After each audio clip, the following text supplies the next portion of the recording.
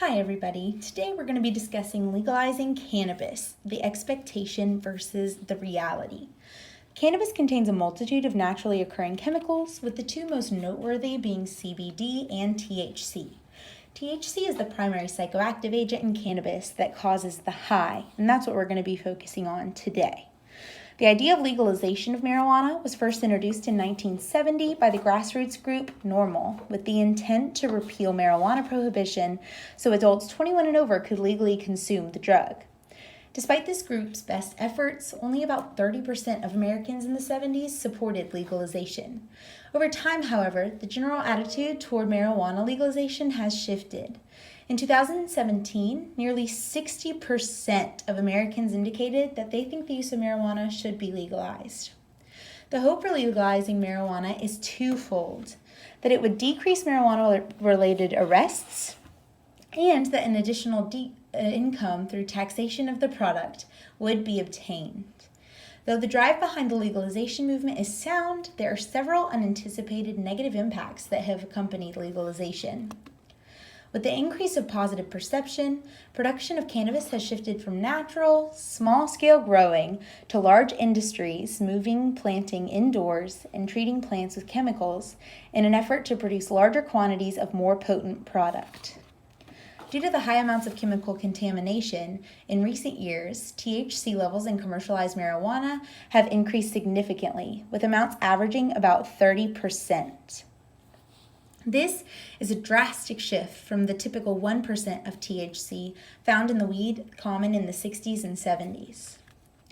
While marijuana cigarettes containing naturally produced cannabis still consist of as little as 1% THC, commercial extraction facilities work to separate THC from the plant material.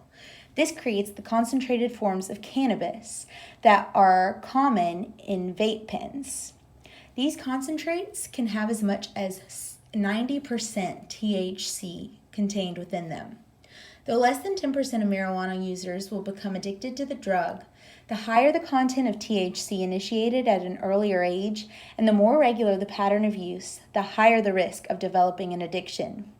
The 2019 NIDA Monitoring the Future survey indicates that the vaping of marijuana concentrates among teenagers in the U.S. has nearly doubled.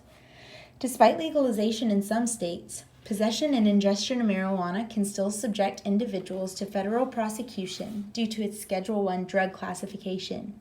As we can see in states like Colorado that have already legalized cannabis, legalization does not necessarily lead to decreased marijuana-related incarceration and arrest rates for all people.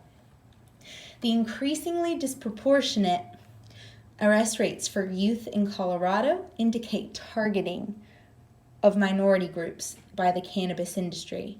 While the arrest rates for white kids have decreased by 8% since legalization, the arrest rates for Hispanic kids have increased by 29%, while the arrest rates for black kids have increased by a whopping 58%.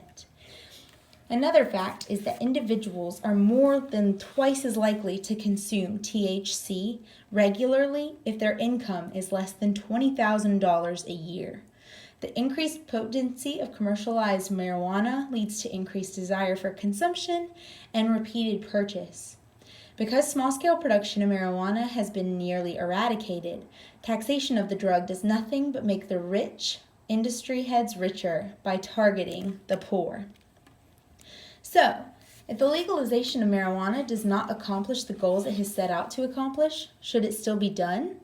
Before legalizing marijuana in the entire country, I think that we need to ask the hard questions of who is this benefiting and how do we protect those in danger of being marginalized.